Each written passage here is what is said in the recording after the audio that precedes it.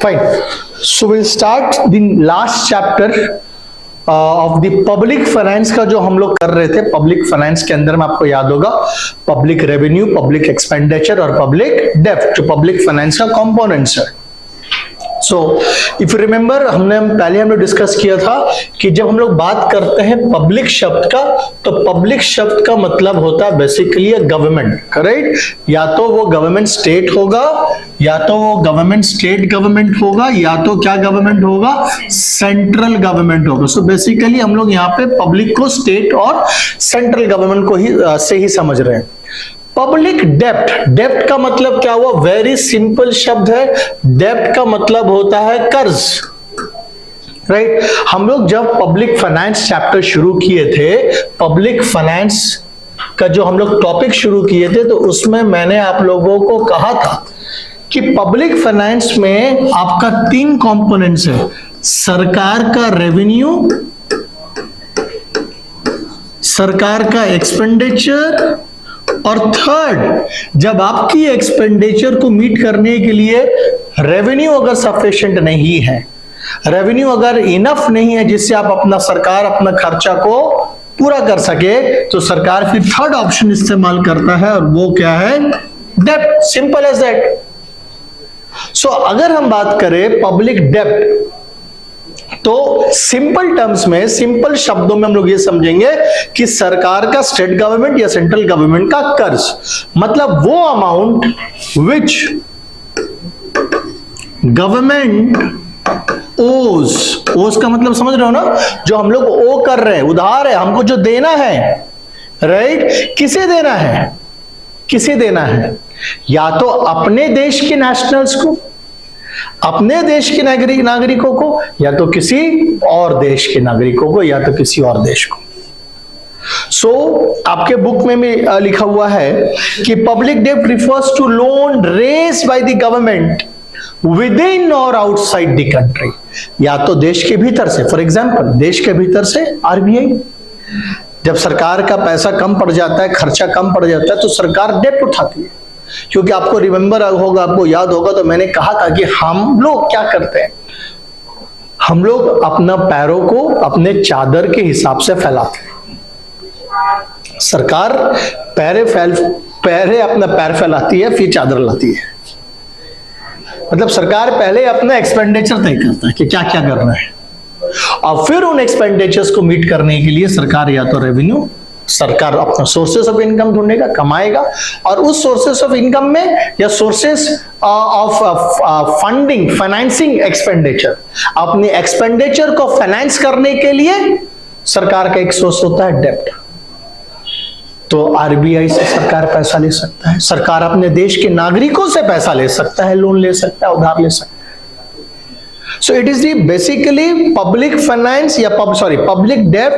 It refers to the loan raised by the government within or outside the country, and every government has to borrow when its expenditure exceeds the revenue. यही तो हम लोग अपने घरों में भी करते हैं, यही तो आपके घर में आपके मम्मी पापा भी करते हैं, हमारे परिवार में तो ऐसे करता है कि जब हमारे घर के एक्सपेंडिचर हमारे घर के आमदनी से बढ़ जाता है, किसी महीना फेस्टिवल सीजन है, शादियों का त्योहार है, ऐसा कुछ हो रहा है जहां पे हमारे घर का रेवेन्यू से ज्यादा हो गया हमारे घर के एक्सपेंस, तो वो शॉर्ट टर्म बेसिस के लिए अपने जरूरतों को फाइनेंस करने के लिए, अपने खर्चों को फाइनेंस करने के लिए, तब हम लोग क्या लेते हैं? डेब्ट। तो उसी तरह से सरकार भी डेब्ट लेती है, सरकार भी उधार लेती है। अगर सरकार अपने देश के भीतर से, अपने देश के नागरिकों से और अपने सेंट्रल बैंक से अगर पैसा उधार ले रहा है, तो वो इंटरनल डेब्ट हो गया, वो विद इन द कंट्री हो गया, इंटरनल है वो। लेकिन अगर सरकार, गवर्नमेंट ऑफ इंडिया यूएसए से उधार मांग रहा है पैसा, किसी और देश से पैसा मांग रहा है उधार, अरे जैसे फॉर एग्जांपल आज आपका ये परिवार है, आपके परिवार में आपके मम्मी है, आपके पापा है, आप है, अगर आपको पैसा का जरूरत पड़ता है और आप अगर अपना मम्मी से उधार मांगते हैं, तो ये तो परिवार के अंदर ही आप उधार मांगे ना भाई, तो ये आपका डेब्ट इंटरनल है। लेकिन अगर आप परिवार से बाहर जाकर के अपने दोस्त से पैसा मांगे, अपने पड़ोसियों से पैसा मांगे, आपने बैंक से पैसा उधार लिया, तो ये परिवार के जब आप बाहर चले जाते हैं तो क्या बन जाता है? एक्सटर्नल। उसी तरह से अगर हम लोग अपना देश को एक परिवार माने, 140 करोड़ के देश को हम अपना परिवार माने, तो जब भारत सरकार एज अ गार्जियन, जो हमारे देश का गार्जियन है, जब भारत सरकार गवर्नमेंट अपने ही देश के नागरिकों से पैसा ले रहा है इंटरनली, सेंट्रल बैंक से, आरबीआई से पैसा उधार ले रहा है इंटरनली, ये इंटरनल डेप्ट है। लेकिन जब हम यूएसए चले जाए, वर्ल्ड बैंक चले जाए, इंटरनेशनल मॉनेटरी फंड चले जाए, तो हमने क्या किया? हमने अपने देश से बाहर जाकर के पैसा उधार लिया, तो ये सब क्या बन जाएगा? एक्सटर्नल डेप्ट बन जाएगा। समझ में आ रहा है कि नहीं आ रहा है? ये सब क्या बन जाएगा? एक्सटर्नल डेप्ट बन जाता है, राइट। सो बेसिकली ये है डेप्ट। अब हम लोग समझेंगे कि सरकार डेप्ट लेती क्यों है और सरकार उन डेप्ट का पैसों से करता है। ये तो समझ में आ गया कि सरकार डेप्ट लेता क्यों है। सरकार कर्ज तभी लेगा जब सरकार का एक्सपेंडिचर बढ़ गया है उसके रेवेन्यू से। तो अभी हम लोग समझते हैं कि कितने प्रकार के डेप्ट्स हैं, टाइप्स ऑफ डेप्ट्स देखते हैं, राइट, जो कि आपके सिलेबस में है, स्कोप में है। टाइप्स ऑफ डेप्ट या types of public dept.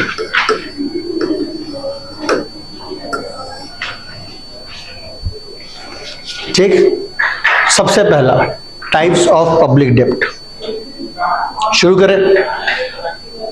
Number 1, पहला जो हम लोग का टाइप है वो है कि सरकार वो जो पैसा लेती है उस पैसा को किस जगह में इस्तेमाल कर रहा है उसके आधार पर है। मतलब प्रोडक्टिव डेप्ट और एक होता है अनप्रोडक्टिव डेप्ट।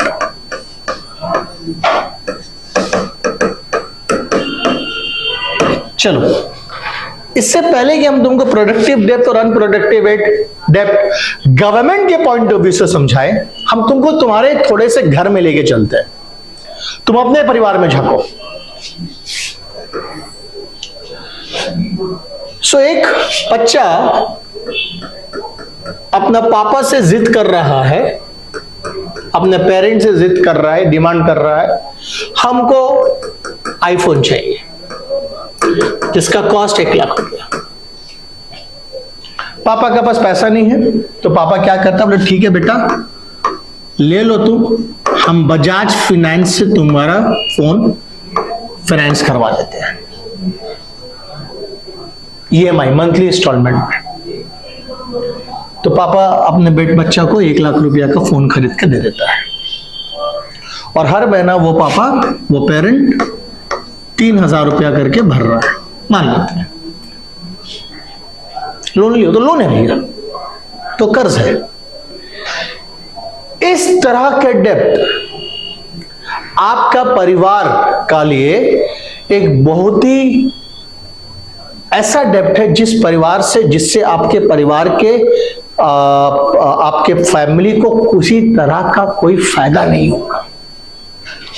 मतलब फायदा नहीं होगा इन द सेंस, ये आईफोन जो आपके पापा आपको खरीद के देंगे, ये आईफोन फैमिली के लिए, परिवार के लिए किसी भी तरह का रेवेन्यू जनरेट करके नहीं देगा।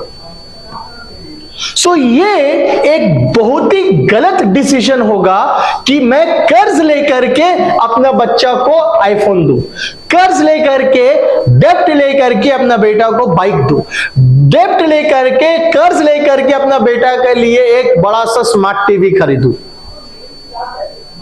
क्यों? क्योंकि वो इस तरह का डेप्ट है जो परिवार में 1 रुपया का भी आमदनी एड ऑन नहीं कर रहा है। ये अनप्रोडक्टिव है, अनप्रोडक्टिव, इससे कोई फायदा नहीं हुआ। रादर ये इतना बेवकूफ डिसीजन है कि जब तक इस आईफोन का लास्ट ईएमआई पे होगा तब तक ये फोन 1 लाख का रहेगा ही नहीं। ये फोन 1 लाख का रहेगा ही नहीं।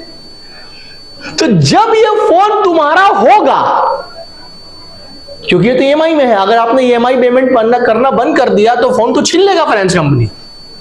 तो जिस दिन ये फोन आपका होगा उस दिन ये फोन आपके लिए 1 लाख का है ही नहीं।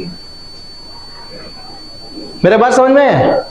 सो अगर मान लीजिए इसका 2500 रुपया करके मान लेते हैं हम, 2500 रुपीज करके, हाँ 2500 करके EMI है, 40 महीना में आप 1 लाख रुपया पे करोगे, तो 40 महीना बाद ऑन द 40th इंस्टॉलमेंट ये फोन आपका हुआ, ये फोन। और उस दिन 40 मतलब 3 साल बाद, तो 3 साल बाद वो फोन अब कितना का है? 50,000 का है। कि डेप्रिशिएट करिए। So what is happening? Your parent took a debt, but that debt didn't contributed in increasing the revenue of the family. Did you get my point? Unproductive debt. Similarly, your father bought a car. Your father bought a car, and for car he took a debt of 4 lakh. 4 lakh रुपए लेकर के परिवार के लिए car खरीदा गया कि ठीक है भैया, हम लोग सब फैमिली एक साथ, हम लोग घर में कार नहीं है, एक कार लेते हैं परिवार के लिए। बेटा ये 4 लाख रुपया जो परिवार के लिए कार लिया गया, ये भी अनप्रोडक्टिव डेब्ट है। क्यों? क्योंकि इस कार से परिवार के लिए कोई रेवेन्यू जनरेट होने वाला नहीं है। परिवार को फाइनेंशियल मॉनेटरी बेनिफिट इस कार से नहीं होने वाला है। हाँ, अगर पापा 4 लाख रुपया का कार लिए और मान लो इसका हर महीना का EMI है 10,000 रुपया, ठीक है, तो हर महीना EMI भर रहे 10,000 रुपया करके, और पापा ने इस 4 लाख रुपया का कार लेकर के क्या कर दिया? ओला को दे दिया। ओला को दे दिया, ओला या उबर को दे दिया, कंपनी को दे दिया। समझ में आ रहा है? अब वो कार क्या कर रहा है? रेवेन्यू कमा करके दे रहा है, और हर महीना इस कार से 15,000 रुपया का क्या आ रहा है? आमदनी। अब देखो, वो कार के पीछे हर महीना कितना गया आपका? 10,000, लेकिन वो कार कितना कमा करके दे रहा है? 15। आपका परिवार को कितना का बेनिफिट हो रहा है हर महीना? 5,000। इस तरह का डेब्ट जो लिया गया, क्या बन गया मेरे लिए? प्रोडक्टिव डेब्ट बन गया। क्या बन गया मेरे लिए? क्योंकि आपने उस कर्ज के पैसा को प्रोडक्टिव जगह में इस्तेमाल किया, ऐसा जगह में इस्तेमाल किया जहां से आप रेवेन्यू प्रोड्यूस कर रहे हैं। सिमिलरली बच्चों, सरकार का भी वही कहानी है। जब सरकार पैसा कर्ज लेती है, किस लिए? पाकिस्तान से लड़ने के लिए, चाइना से लड़ने के लिए, हथियार खरीदने के लिए, तो इस तरह का डेब्ट सरकार का अनप्रोडक्टिव डेब्ट होता है। क्योंकि ये डेब्ट्स हमारे देश में रेवेन्यू जो जनरेट हो रहा है, सरकार की जो आमदनी है, सरकार की आमदनी में 1 रुपया का भी इजाफा नहीं हो रहा है। आप पैसा ले रहे हैं, कर्ज ले रहे हैं, क्या करने के लिए? बम बनाने के लिए, हथियार बनाने के लिए पैसा ले रहे हैं। किस लिए? क्योंकि बॉर्डर में इंडिया का लड़ाई चल रहा है पाकिस्तान के साथ, पैसे की जरूरत है, वॉर को फाइनेंस करने के लिए पैसा ले रहे हैं, मतलब पैसा में आग लगाने के लिए पैसा ले रहे हैं। उससे कुछ कमाई नहीं होगा।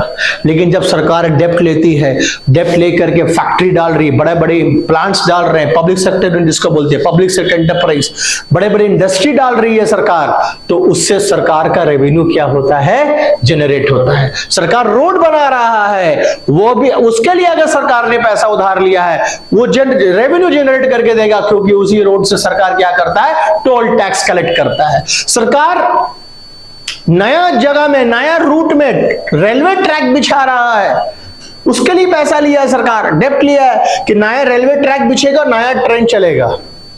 प्रोडक्टिव डेब्ट है, क्योंकि उस रेट में, अब उस रूट में जो पहले ट्रेन नहीं चलता था, अब उस रूट में ट्रेन चलेगा, तो सरकार का इनकम बढ़ेगा।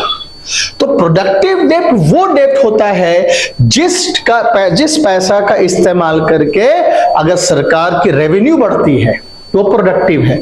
और अगर जिससे सरकार का किसी भी तरह का उस पैसा का इस्तेमाल ऐसा जगह हो रहा है जिससे सरकार का 1 रुपया का भी इनकम नहीं हो रहा है, तो वो क्या बन जाता है? अनप्रोडक्टिव डेब्ट। क्लियर है? समझ में आ रहा है? कोई प्रॉब्लम है? आगे बढ़े। प्रोडक्टिव और अनप्रोडक्टिव डेब्ट की बात है। redeemable and irredeemable debts. Redeemable and irredeemable debts. क्या होता है redeemable and irredeemable debt? वो डेप्ट जो सरकार वापस, वो पैसा, वो कर्ज जो सरकार ने लिया है उसको सरकार क्या करेंगे? वापस करेंगे. Which will be paid back after a certain period of a time. जो 6 महीना बाद, 1 साल बाद, 6 साल बाद, 10 साल बाद जो पैसा क्या होगा, जो कर्ज वापस होगा, सरकार ने पैसा लिया वापस करेंगे. हमने आपसे पैसा लिया, हम आपको वापस करेंगे. वो रिडीमेबल डेप्ट है. और एक होता है इररिडीमेबल डेप्ट, मैंने आपसे पैसा लिया, आपको वापस नहीं करेंगे. तो बोले अरे सर ये कैसा हुआ सर? अगर सरकार वापस ही नहीं करेगा पैसा तो कोई क्यों देगा सरकार को पैसा वापस? क्यों देगा डेप्ट? तो इसका एक ही बेनिफिट है, सरकार का बेनिफिट, जो पैसा जो दे रहा है उसका बेनिफिट क्या है? उसको लाइफ लॉन्ग क्या मिलेगा? वह है इंटरेस्ट. क्योंकि जब सरकार डेप्ट लेती है तो डेप्ट पे क्या देना पड़ता है? आप जब कर्ज लेते हैं तो कर्ज पे क्या देना पड़ता है? इंटरेस्ट. तो रिडीमेबल और रिडीमेबल डेप्ट का डिफरेंस यही है कि जो इंटरेस्ट इस पे भी मिलता है, इंटरेस्ट इस पे भी मिलेगा. बट रिडीमेबल डेप्ट में इंटरेस्ट उसी दिन से बंद हो जाएगा जब सरकार आपको पैसा वापस कर देगा. बट इररिडीमेबल डेप्ट है, ये बेटा ये तो वापस करने वाला नहीं है, तो इस पे आपका जो इंटरेस्ट है वो क्या है? वो कंटिन्यूड बेसिस में चलते रहेगा. तो ये एक फायदा होता है जो लेंडर है, जो पैसा लेंड कर रहा है उसका लिए ये एक फायदा है कि उसको इंटरेस्ट मिलते रहेगा. एक समय से आएगा प्रिंसिपल से भी, प्रिंसिपल अमाउंट को भी क्रॉस करके इंटरेस्ट चला जाएगा. सो रिडीमेबल डेप्ट वो डेप्ट होता है जो गवर्नमेंट वापस करेगा, जो पे बैक करेगा, राइट? रीपेएबल है. But irredeemable debts are not repayable, they will not be repaid. जिससे डेप्ट लिया गया है, जिससे कर्ज लिया गया, यह वापस नहीं होता है. इसे हम लोग कहते हैं इररिडीमेबल डेप्ट. नेक्स्ट डेप्ट में आते हैं फंडेड डेप्ट्स और अनफंडेड डेप्ट्स.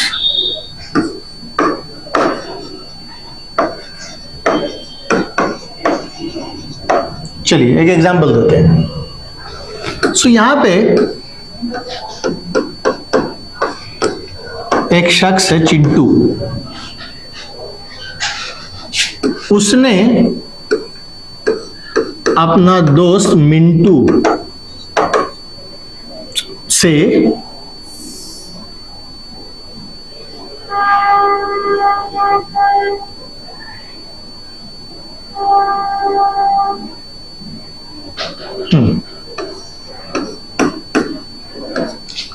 उसने मिंटू से 1,000 रुपया का लोन लिया. ठीक, डेप्ट लिया. अब मिंटू इसको बोला कि भैया तुम हमको 1 महीना 30 डेज का समय दे रहे हैं, 30 डेज में हमको ये पैसा वापस चाहिए. मिंटू इसको बोला. चिंटू बोला ठीक है भाई, हम तेरे को 30 डेज में पैसा वापस करेंगे. अब चिंटू क्या करता है? वो जिस दिन डेप्ट लिया वो चला गया मार्केट और मार्केट से जाके ऐसा गुल्लक लेकर के आया. क्या लेकर के आया? ऐसा गुल्लक लेकर के आया. और उस गुल्लक में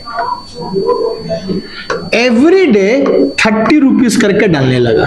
30 रुपया करके 10, 20, 30, 20, 30 डाल रहा है, ताकि ठीक 30 दिन बाद, अगर 30 दिन तक वो 30 रुपया करके भी डालता है तो कितना रुपया आ जाता है?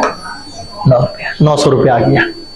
यानी कि ठीक 1 महीना बाद उसके पास 900 रुपया आ गया. उसके पास इतना पैसा आ गया जिससे वो मिंटू से लिया गया हुआ कर्ज को क्या कर सकता है? वापस कर सकता है. सो यहां पे चिंटू ने क्या किया? चिंटू जिस दिन डेप्ट लिया, चिंटू उस डेप्ट को वापस करने के लिए एक फंड क्रिएट किया. क्या क्रिएट किया? फंड. ये गुल्लक, ये फंड है. ये क्यों है? ये फंड, ये गुल्लक में पैसा किस लिए जमा हो रहा है? कि इस गुल्लक को फोड़ करके हम घूमने जाएंगे? नहीं। पार्टी करेंगे? नहीं। इस गुल्लक का पैसा इस्तेमाल होगा उस कर्ज को वापस करने के लिए जो कर्ज हमने लिया है। इसे कहते हैं हम लोग फंडेड डेब्ट्स। याद रखिएगा। तो ये जो चिंटू ने 1000 रुपया का जो लोन लिया मिंटू से, ये 1000 रुपया का जो डेब्ट है, इस डेब्ट को हम बोलेंगे फंडेड डेब्ट। क्यों? क्योंकि इस डेब्ट को वापस करने के लिए चिंटू ने क्या क्रिएट करके रखा है? एक फंड क्रिएट करके रखा है। मतलब वो कर्ज लिया है तो कर्ज देने का, वापस करने का इंतजाम भी शुरू कर दिया है। That is called funded debts. Unfunded क्या होगा? बोलो तो, कमेंट्स लगाओ, दिमाग लगाओ। अनफंडेड क्या होगा? जिसमें किसी तरह कोई फंड नहीं है भैया।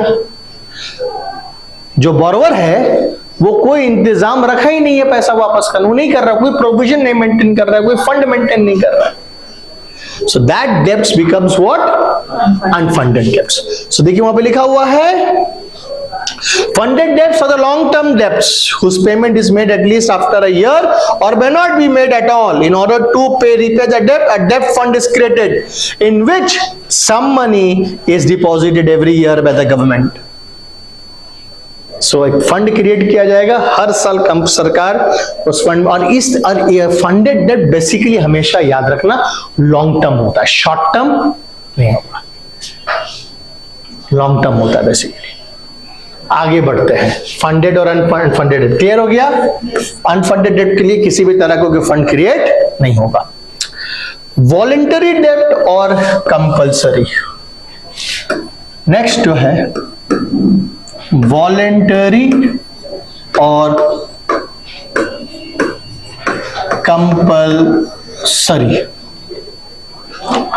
What is the difference between voluntary debt and compulsory debt? Voluntary का मतलब क्या होता है शिवेन दुबे? वॉलेंटरी का मतलब होता है खुद से, वॉलंटियर, इच्छा से, अपनी इच्छा, राइट? जब आप वॉलेंटरीली कुछ करते हैं मतलब आप अपने मर्जी से करते हैं, उसमें आपकी इच्छा शामिल होती है। और जब आप कंपल्सरली कुछ करते हैं, जब आउट ऑफ कंपल्शन कुछ करते हैं, इसका मतलब यह होता है कि आपसे वो जबरदस्ती कराया गया है, आपको वो करने का इच्छा नहीं था बट आप आउट ऑफ कंपल्शन कर रहे हैं, आपसे जबरदस्ती करवाया जा रहा है। व्हाट इज वॉलेंटरी डेब्ट? वॉलेंटरी डेब्ट ये डेब्ट होता है कि जब सरकार डेब्ट रेस करती है तो लोग वॉलेंटरी, उस देश के नागरिक अपने इच्छा से सरकार को लोन दे रहा है, अपने इच्छा से सरकार को पैसा लेंड कर रहा है। और कंपल्सरी में क्या होता है कि जहां मेरा इच्छा नहीं है, सरकार हमसे जबरदस्ती पैसा ले रहा है। और ये कब होता है?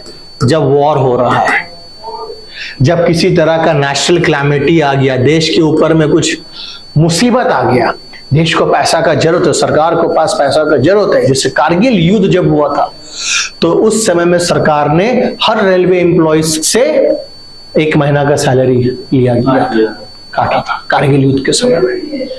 वो कंपल्सरीली लिया गया था, चॉइस नहीं तुम्हारे पास, देश को जरूरत है तो आपको देना पड़ेगा पैसा। सो कंपल्सरी डेब्ट जनरली ऐसा नहीं होता है, वो बहुत ही एकदम लास्ट ऑप्शन है, जब सारे दरवाजा बंद हो गए, जब नहीं है ऑप्शंस, तो फिर सरकार कंपल्सरी बोलेगा भैया आपको पैसा हमको देना ही पड़ेगा। सो और वॉलंटरी में obviously is a debt which is taken from the public by the government on a volunteer basis. जैसे अभी आज फॉर एग्जांपल अभी कोविड है, तो कोविड के समय में भी गवर्नमेंट ने एक फंड बनाया था, गवर्नमेंट बोला जिसको देना भाई दे। तो कोविड के समय में जिसको इच्छा था वॉलंटरली उसने सरकार को लोन दिया, सरकार को पैसा दिया कि कंट्रीब्यूट करे ताकि सरकार कोविड जैसे पैंडेमिक से, महामारी से लड़ सके। तो ये वॉलंटरी है। वही अगर कल को दूसरे देश के साथ हमारा देश का युद्ध छिड़ जाए, सरकार के पास पैसा कम पड़े तो सरकार कंपल्सरी मांगेगा, देना ही पड़ेगा। हो जाता, वो डिपेंड करता है गवर्नमेंट क्या बोल के दे रहा है। वापस भी हो सकता है, नहीं भी वापस हो सकता है। हम लोग को मतलब कौन वाला एग्जांपल आपने हम लोग को प्रोडक्टिव और अनप्रोडक्टिव बताया ना, जैसे आप बोले कि फाइनेंस में वो फोन लिया है, अगर फाइनेंस का हम लोग पैसा नहीं देंगे गवर्नमेंट को तो फोन से क्या होगा? तो मतलब फोन का जो एग्जाम्पल दिए थे ना, वो तुम्हारा घर का था, तुम्हारा पर्सनल लाइफ का एग्जाम्पल दिए थे कि पहले हम तुमको प्रोडक्टिव डेप्थ तुमको समझाने के लिए तुम्हारा परिवार का एग्जाम्पल लिए, तुम्हारा फैमिली का एग्जाम्पल लेकर के तुमको हम वाला आईफोन का एग्जाम्पल दिए थे, ताकि तुमको प्रोडक्टिव और अनप्रोडक्टिव का बीच में डिफरेंस समझ में आए। डिफरेंस समझाने के लिए मैंने पहले आपका परिवार से स्टार्ट किया, राइट? तो coming back to this voluntary and compulsory डेप्ट। सो वॉलंटरी डेप्ट और कंपल्सरी डेप्ट क्लियर हो गया, कोई दिक्कत नहीं है। आगे बढ़ते हैं। लास्ट टाइप ऑफ जो डेप्ट है हमारा, दैट इज ग्रॉस डेप्ट और नेट डेप्ट। व्हाट इज अ ग्रॉस डेप्ट? समझिए, मेरे पास एसेट्स, लैंड है 1 लाख, बिल्डिंग है 2 लाख, कुछ मेरे पास कैश भी है 50,000, ठीक है? और मैंने लोन लिया है, डेप्ट लिया है 5 लाख, 5 लाख, राइट? 5 लाख का डेप्ट लिया है। व्हाट इज अ ग्रॉस डेप्ट? What is the amount outstanding? मेरा कितना लोन है? 5 लाख। इसको बोलते हैं ग्रॉस डेप्ट। ये मेरा डेप्ट है, ग्रॉस। बट अगर तुम टेक्निकली देखोगे तो मेरे पास 3.5 लाख रुपया का मेरा एसेट भी तो है मेरे पास। मेरे पास लैंड भी है, बिल्डिंग है, मतलब इस डेप्ट को पे करने के लिए मेरे पास 3.5 लाख का रिसोर्सेज भी है। अगर तुम बात करोगे नेट डेप्ट का, तो नेट डेप्ट तुम्हारा 5 लाख माइनस 3.5 लाख कितना हो गया? सो टेक्निकली अगर नेट देखोगे तो हमको नेट कितना चुकाना है? 1.5 का ही डेप्ट है, क्योंकि मेरा 5 लाख में से 3.5 लाख का मेरे पास इंतजाम है। इसको ऐसे भी समझो, तुमने 10,000 रुपया का लोन लिया और उसके लिए तुमने एक फंड क्रिएट किया और फंड में तुम्हारा 6,000 रुपया जमा कर लिए। तो अगर तुमसे पूछेगा तुम्हारा डेप्ट कितना है, कर्ज कितना, तो तुम तो 10,000 बोलोगे, क्योंकि 10,000 का लोन लिया था। यह तुम्हारा ग्रॉस है। लेकिन इसी डेप्ट के लिए तुमने कितना का ऑलरेडी फंड क्रिएट कर लिया है? 6। तो अगर तुमसे कोई नेट डेप्ट पूछोगे तो नेट डेप्ट में तुम बोलोगे मेरा 10,000 का ग्रॉस था, लेकिन उसमें से मैंने 6 रेडी कर लिया है। तो टेक्निकली अगर देखोगे मेरा नेट डेप्ट कितना है? 4,000। So gross dept is the total amount of dept which is outstanding, right? Total amount, जो ग्रॉस अमाउंट आपने कर्ज लिया है वो आपका ग्रॉस डेप्ट है। लेकिन उस डेप्ट को पेमेंट करने के लिए आपके पास जो फंड्स है, उस डेप्ट को पेमेंट करने के लिए आपके पास जो अपने एसेट्स भी तो है, आपके पास रिसोर्सेज भी तो है। तो उस हिसाब से आपका नेट कितना हो गया? नेट माइनस करने के बाद, वो एसेट्स, वो फंड्स को माइनस करने के बाद जो आउटस्टैंडिंग बच रहा है वो आपका नेट है। So that is the difference between the gross debt and what? Net debt. Clear? समझ में आया? सर हम लोग एक शॉर्ट टर्म, मीडियम टर्म और लॉन्ग टर्म है। That is upon the time. Short term, medium term, long term क्या? That's upon the basis of the time. Short term मतलब I'm taking for 1 month, 15 days. Medium term I'm taking for 6 months, 7 months. Long term debt I'm taking for more than 1 year. So depending upon the time, we can also categorize the debts into 3 categories. Short term, जिसको payment करने के लिए समय आपके पास बहुत कम रहेगा, 15 दिन, 20 दिन, राइट?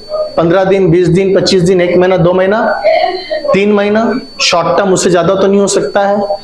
उससे ज्यादा अगर रहा तो मीडियम टर्म में चला जाएगा, 6 महीना, 1 साल, 1.5 साल, 2 साल, ऐसे तरह। और लॉन्ग टर्म अगर है तो 5 साल, 10 साल, 15 साल, 20 साल, ये सब मेरे लिए क्या बन जाता है? Long term. सो समय के आधार पे भी डेप्ट को हम लोग कैटेगराइज करते हैं। बट टेक्निकली जो आपके बुक में है, राइट, जो आपके स्कोप में है, वो ये सारे डेप्थ्स है जो हम लोगों ने अभी कवर किया।